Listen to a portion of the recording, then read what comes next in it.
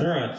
Again, if you weren't with us last week, we're hitting reset on the order of the lessons that we're going to be looking at. We're looking at the kind of using the same outline as the classes are using in the back, going through the Bible. I think I started this in the adult class during COVID, whenever that was. I don't remember the exact date, but we have not gone all the way through it. I think I started somewhere in the middle.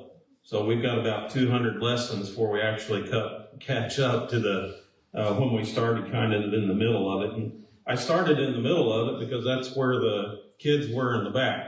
And so we weren't meeting publicly for Bible classes, and that kind of gave them a chance to go over some of their material, and hopefully it was beneficial to them. I'm not the best teacher of children, so I prefer more the adult setting. But last week we did begin this. Kind of seems fitting too. This is the first Wednesday of the new year. You got to start with one. Start with two. That's kind of weird. So we're going to continue one. And we actually we looked at the first 10 questions here and talked about in detail the sons of Jacob. And so tonight we're going to look more at Joseph's coat. We're going to talk a little bit about that, talk about the dreams that he had. And if you remember last week, those of you who were with us, I gave you two assignments. You remember what those were? Almost what do we know about Joseph's coat? Okay, that's the first one. Do a little research about Joseph's coat, right? What was the second one? Do you remember? I guess you didn't do your homework, did you? I'm feeling singled out here. Hey, you remembered one. That's a plus. So. Well, it might be a one-way discussion tonight then, I guess. The other one was the ways that Joseph is the type of Christ there, question number 16. So, as you can tell there, we got, 6 questions to go over here tonight. So we're going to have to spend a little bit of time on some of these. We're not going to get our normal, 15 to 20 questions in, but this is one of those classes that I would describe as a big boy class. It's not one that we're just going to read a Bible story and, talk about it a little bit, but it really deals more with some of the details within the stories themselves. And that's one of the things that I like about the Bible. Every time you read a story, you never run out of things to study and things you can research and look up and learn more and more about. So that's kind of where we're at here tonight. And let's just start in chapter 37, and we'll get into discussion about Joseph's coat a little bit as we go here. But we'll also deal with some of these other ideas that are found in the chapter itself too. So as you start here in chapter 37, what kind of report does Joseph bring to his fathers? We read about his brothers, the sons of Bilhah in verse 2, and Zilpah, his father's wives. Those were the specific ones that he was bringing a report about. We talked last week, we studied about who exactly those sons were. But what kind of report did Joseph bring back to his father about those particular brothers? Evil. Yeah, King James Version says evil, right? New King James Version says bad. Bad is one of those words that's, like in the English language, is pretty versatile. And the original word in the Hebrew language is a pretty versatile word too. It doesn't always mean something sinful, something wicked. In fact, if you remember the 7 cows in Pharaoh's dream, the 7 skinny cows, they're called ill-favored. Well, that's the same word, evil. So it doesn't always have to mean, sinful or wickedness. It can mean bad in the sense of there's hurt that has been done, or there's some injury or damage. But primarily the meaning of it is the opposite of good, or the opposite of morality. And so in this particular instance, I would say, we're talking about something evil or something wicked or sinful. And so Jacob had Joseph bringing back reports about his brothers from the field, how they were behaving, what they were doing, whether they were acting appropriately or not. Why do you think Jacob wanted those reports? being a parent, if I'm asking for that, I'm already suspecting something's amiss. Yeah. Generally, as a parent, if you're, quote unquote, spying on your children, there's usually a reason behind it, right? It usually indicates that something in the past, they've done something in the past, so you have to kind of keep an eye out for them. And as we looked through the brothers of Joseph last week, what kind of people were they? They weren't good people, were they? They did a lot of questionable things. They did a lot of things that were just outright wrong. And so Jacob, probably knowing this, knows that he can rely upon Joseph, and so he says, I want you to keep an eye out on these guys, and tell me if they're doing things they shouldn't be doing. So evidently they were, and of course, Joseph brings back that report. We talked about some of those people, they were unpredictable in the way they were going to react. They were certainly untrustworthy in a lot of situations there. And when you read stories about them, they generally got into quite a bit of trouble. So they were just not responsible people. And so Jacob had Joseph bringing back reports on them. And of course, Joseph, obviously, I don't think he would have reported something that wasn't true. But he brought up a report about them that involved their wickedness or their sinfulness. We also read here in the midst of this story in verse 3 that Israel, or Jacob, loved Joseph more than his other sons. And I think, sometimes I think when we read through this story, people might think, well, maybe that was just the perception that his brothers had. That his dad, or their dad, loved him more than they loved them. And is that uncommon in children? I mean, my children gripe about it all the time. Oh, you love him more than me, or you love her more than me. Well, sometimes children have this perception that isn't true. But the author here, and of course God, is very careful to point out to us that this was not just, this was not paranoia on the side of Joseph's brothers. This was a fact, wasn't it? That Jacob loved Joseph more than all his other sons. And so, why was that the case? Because he's a son of an old age.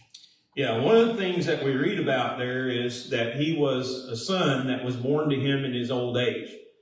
And of course, you go back to the story of Jacob and Rachel, and obviously he married Rachel and Leah, but who did he love the most? Rachel. That's who he really loved, right? Leah kind of got thrown in the mix there by Laban. He kind of pulled the wool over Jacob's eyes there, but he really wanted Leah, and he really wanted to have children, his family, through her. And remember that, or through Rachel, I'm sorry, I said Leah, didn't I? Through Rachel. Correct me when I say something wrong. Feel free to. It's not going to bother me. But what was the problem with Rachel? Yeah, she couldn't have children up to a certain point, right? So you had Leah, remember she had 4 sons. You had Rachel's handmaiden, she had 2 sons with Jacob. You had Leah's handmaiden, she had 2 sons with Jacob. And then you have Rachel, who finally bears him a son in his old age. So it was special to him because he was along in life far enough. He probably thought, we'll have children together. And then a child is born to them. But, think about this too. Who was the youngest? Was it Joseph? Benjamin, right? Does the Bible say anything about Jacob loving Benjamin more than all the others? It doesn't, does it? That's, if it was just because he was born to him in his old age, we might think, well, why didn't Benjamin have more love than anybody else? Because he was the last one that was born to him. But obviously there were some things about Joseph that made him the favorite in Jacob's eyes. And we'll talk a little bit more about this as we go on. But the last part there of question number 12 is this. How did he show that he loved Joseph more than all his other sons? Made him that coat. Yeah. He made him that coat. King James Version translates it as the coat of many colors, right? Everybody remember that going through Bible class as a kid? You know, you got to color that picture with all them different colors and stripes on his coat. Anybody do any research into it? Anybody look into it a little bit? I always wondered how they got, at that time, how they would make cloth multicolored. Yeah. Yeah, there was a way, but it wasn't easy. Certainly wouldn't have been an easy process. A couple of things that are pretty interesting, and I'll just throw some stuff out here. If you've never heard this before, I always tell everybody, don't take my word for it. You know, I don't want you to think I'm standing up here making stuff up. Study it for yourself. Do a little bit of research and see what you come up with. But one of the things that I like to do, and I think I've mentioned this before, whenever I study, I've got 12 different versions and translations that I use. And I've got electronic programs. They're not all laying on a table like that. But, you know, because I'm a preacher, I'm going to have a lot more resources than the normal person's going to have. I mean, it's like your occupation. Whatever you do, you're going to have a lot of that stuff more than anybody else would have. Well, I'm blessed to be able to preach God's word and study it every day. And so I have a lot of resources that I use in studying. And, you know, I'd approach things differently than probably a normal Christian would just doing a Bible study. But one of the things that I do like to do is I have 12 different versions that I look at, and they're there for different reasons. You know, one version that I have is a literal translation. And so if I want to know what the literal meaning of something is, I can look over there and read it real quickly and say, oh, you know, I understand why it's translated this way now. Some of those will be, you know, deal with modern speech. Sometimes I read things and I say, what in the world does that mean? And I can look over in another version or translation and say, well, that's easy to understand, you know, different reasons. But here's the benefit of that to me as I study God's word is sometimes you pick up on things in the original that you wouldn't pick up on if you were just reading one version or translation. So sometimes you read in a different version or translation. Well, that's different than this one, you know. And so naturally I begin saying, well, why is that the case? You know, and how did it come to be that way? Well, sometimes it has to do with the manuscripts that were used to translate a certain version. You know, some people say the oldest manuscript that you can get is probably going to be the most reliable. And so they translated their version based upon the oldest manuscripts. There are other people who say, well, these manuscripts that we find in this certain geographical area, they're probably going to be more accurate than those outside of it. And so we're going to stick with those. And then there's other people who say, well, we're going to look at everything that all these manuscripts say, and whichever one, whichever translation or whichever meaning is found in the majority of all these manuscripts, that's what we're going to go with.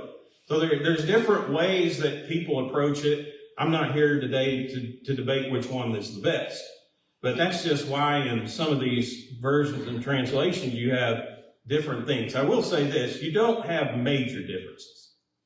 Okay, a lot of these differences that you have are very minor, doesn't really pertain to your salvation, and so they're interesting to me because I like to study them and say, well, what's the deal, and you know, why was it translated this way and why the difference? But I say all that to say this, of the 12 versions that I use or translations, here's how 4 of the 12, that's a third, here's how they translate this coat in Genesis 37 and verse 3. One of them says a special robe with long sleeves. The other one said he had a long coat made for him. Another one, a long sleeved robe for him. And then the fourth one, this is the literal translation, he hath made for him a long coat. So 4 of the 12 translations that I use for personal study had the meaning of the original language being the length of the coat, not the color. but the length.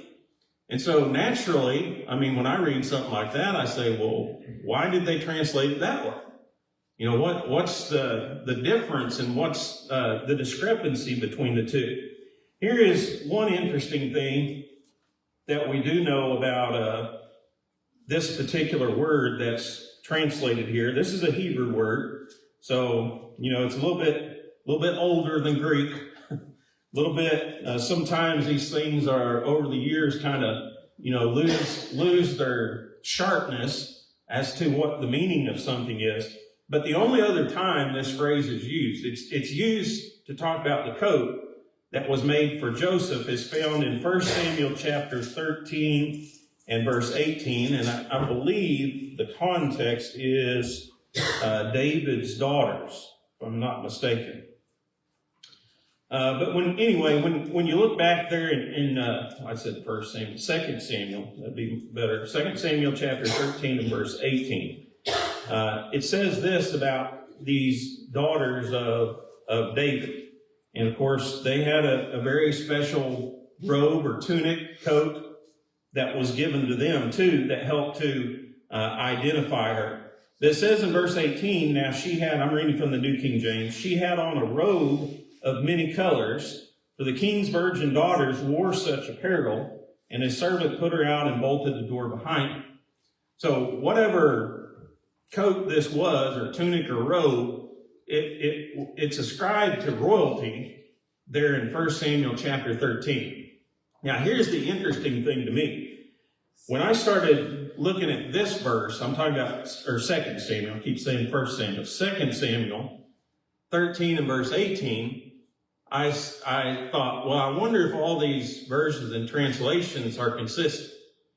You know, King James Version translates it, coat of many colors back there, and Genesis 37, same thing in 2 Samuel 13. New King James, same thing. American Standard Version, same thing. But 8 of the 12 in this passage translated it as being length. So that it's changed, from Genesis 37 to being about color. Now in this passage, they think it applies to the length. And so that even makes me scratch my head a little bit more and say, well, why in the world has it changed over here to the idea of length?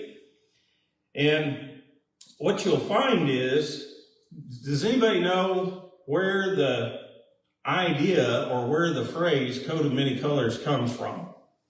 Because it's not in the Hebrew text.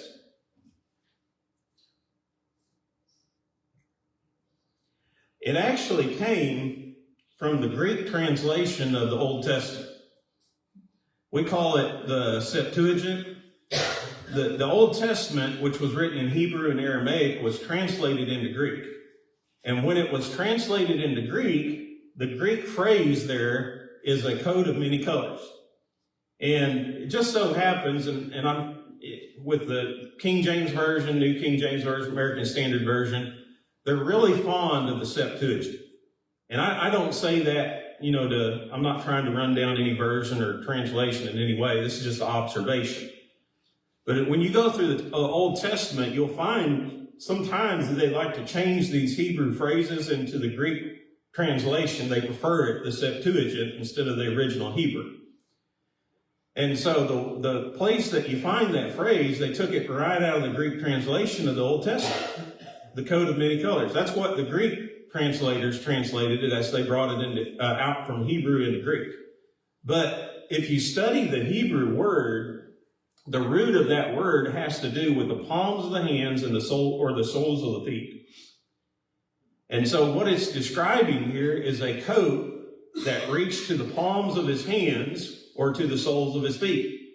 And a lot of these versions and translations, they acknowledge that in 2 Samuel 13, 18, but I think sometimes you get to telling the story so much that you say, this is the way we taught it, and we're just going to stick with it because it sounds good. But in my opinion, I don't think it was a coat of many colors.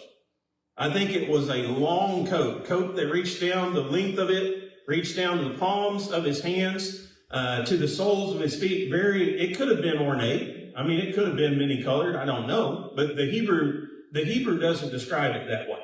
A long coat, a long tunic is the way that it would be described. Now, here's what becomes the question. What's the significance of that? Why would his brothers get mad? Giving special status. I probably every time they saw it, it reminded them that Joseph loved him the most. I mean, Jacob. Yeah, well, you're on in the same boat with me. I heard it the way that it's supposed to be. So, do you know what the regular attire of a shepherd was? Which was what these guys were doing, right? It was not a long tunic. Matter of fact, it would have probably been sleeveless, would reach down to their knees, and that's because they worked. You couldn't wear a long tunic and work in the field as a shepherd. And so what it kind of indicates to me is it's not a robe to work sheep with. Okay? What was Joseph's job? Chicken in. He was the supervisor, wasn't he? You can supervise in a tunic like that. You can manage in a tunic like that, but you couldn't work sheep. And when you read the first part of Genesis 37, that's kind of what it seems like, doesn't it? Joseph's in charge. He's the overseer. He's the guy who's looking out and giving back the reports to his father. Bear with me just a moment. Yeah. It may be out there, but do you think the coat of many colors was like a coat of a lot of color because it was so big? It could have been. I mean, like I said, it could have been very colorful and ornate. And the only thing that I'm pointing out is you won't find that in Hebrew language. I mean, maybe by the providence of God, people got it spot on. but that's not the kind of coat that is described in the Hebrew language. It has to do with length. And so it's a very long coat. And again, it would have been special because I think it would have indicated his role, you know. Ye old AI picked up on the point you're making here. It said the ornate garment, possibly with long sleeves or stripes, showed Jacob loved Joseph more, setting him apart as a future leader not meant for manual labor. Yeah.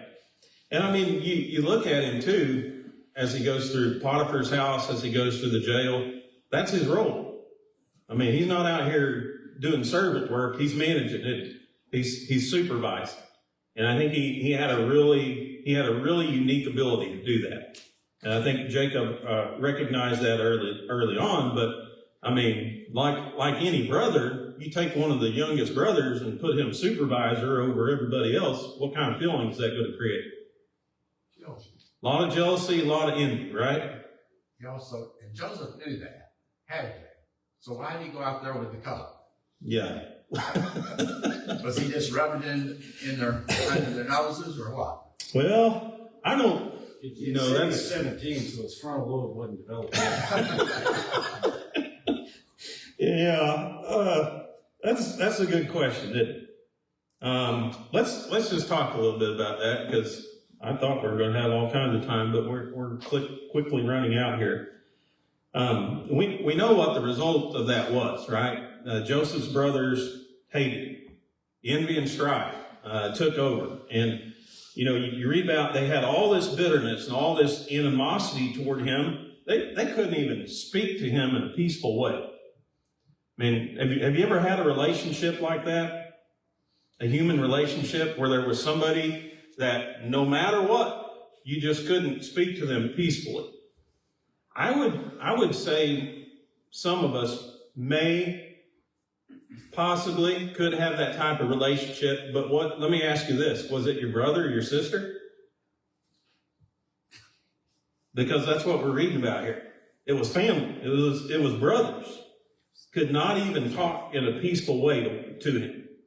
So it created tremendous bitterness and envy and jealousy and animosity toward Joseph.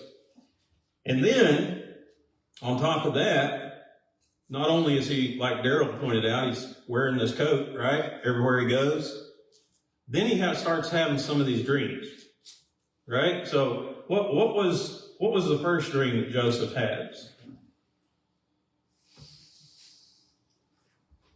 The sheaves in the field. Yeah, and this is one of those things too. You know, I wonder if dream is a good word, because when I think of a dream, I think of, you know, just this random scene that runs through your mind while you're asleep at night. These were more than dreams, weren't they? These were divine revelations. These were things that were given to these people by God. And so they weren't just dreams, but sometimes they were visions into the future. Eventually they went down begging for the grain. Yeah. And that's exactly what Joseph saw. It wasn't some random dream that he had. I mean, this was a dream that was given to him by God that prophetically would tell about his future. But, you know, I would almost say a vision, kind of a better, I think, way to put it, where it carries this idea of something given to him by God. But the vision or the dream was, you know, all the sheaves of the brothers were out here in the field, and all of a sudden Joseph's sheaf of grain stands straight up, and all the brothers' sheaves of grain bow down to his sheaf. So, you know, what does Joseph do? What does he do about this dream? Tells it to his brothers. There again, I don't know. He was just agitated. I mean, you know, you can't fault Joseph for having a dream, right? Again, that was something that was given to him by God. But surely he was smart enough to know how his brothers were going to react if he told them about this, right?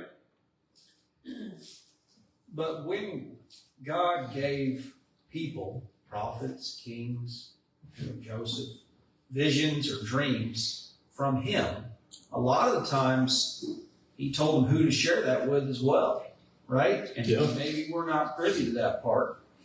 Maybe not. Sometimes he told them this, go tell this, show this, I don't know. Yeah. But Joseph was, throughout his whole life, he was such a stand-up guy.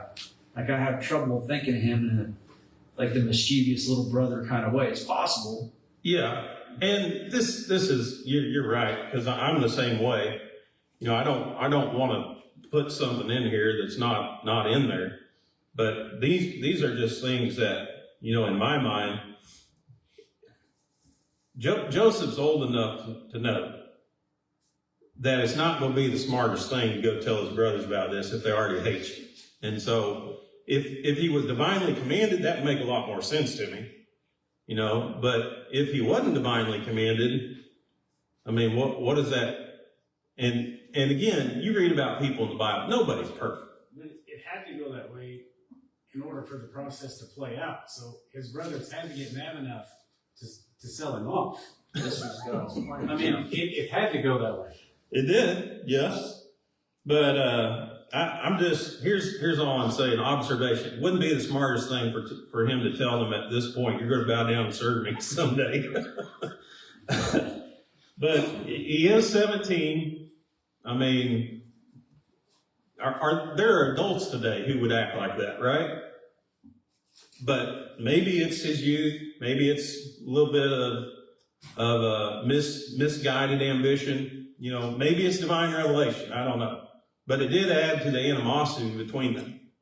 Before we run out of time, I want to just bring up Reuben, the oldest brother, cared about Joseph and was going to rescue him. Yeah.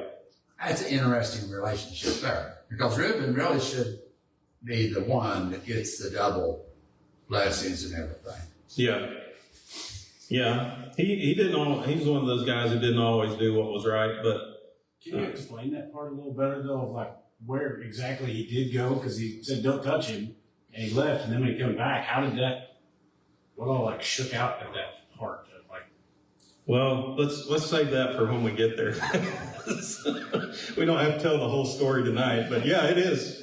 There's a lot of good questions. There's a lot of good information in the reaction of the brothers, and that's part of the reason I spent quite a bit of time last week going through these guys, talking a little bit about them, you know, their social standing, how they would feel within the family itself, and some of the bitter feelings that they had toward Joseph.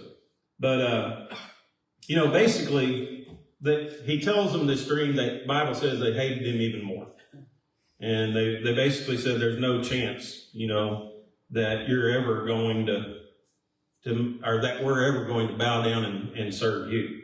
But again, I don't know all the ins and outs, but just common sense, wisdom would dictate, you might want to keep that dream to yourself. You know, probably be better.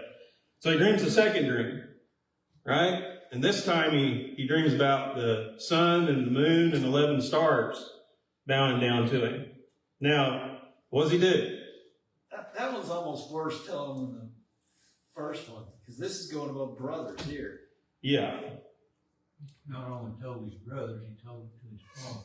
Yeah, and here's the thing too. I don't know if you noticed this in the original. In verse 9, it says he told it to his brothers. And then, verse 10, he goes back into another setting and he tells it to his fathers and his brothers again. You know? So the first time he tells his brothers, his dad wasn't there. And so the second time he makes sure his dad is there and he tells it in front of his dad and his brothers. Now, again, just casually observing this, I think that Joseph probably thought, if I tell this in front of Dad will set him straight. Don't you? Because he knew his favoritism with his father. I mean, he knew that he was a favorite. Okay? And so he had this dream. He tells it to his brothers. His brothers already know it. Don't have to tell it to him again. But this time he tells it to him in front of his father. And his father strongly rebukes him. And I think he did it for his own good, don't you? I think he probably knew how his brothers felt toward him, and he says, listen, you need to put a stop to this. Let's not talk about this anymore. You know, what does this mean? Are me and your mother going to bow down and worship you? But Jacob was also smart enough to know that visions come from God, right? Did Jacob have any dreams or visions that were given to him by God? And so what do we read about Jacob here? Although he strongly rebukes Joseph, what does he do? He kind of put it in the back of his mind. Yeah. We'll see what transpires. He kind of puts that asterisk by it and says, this might be something that's going to happen in the future. And so he understood a little bit behind that. So, yeah, I mean, you know, you read these things and if he knew how they reacted before and he dreams a second dream, do you think he thought, well, they might react differently this time?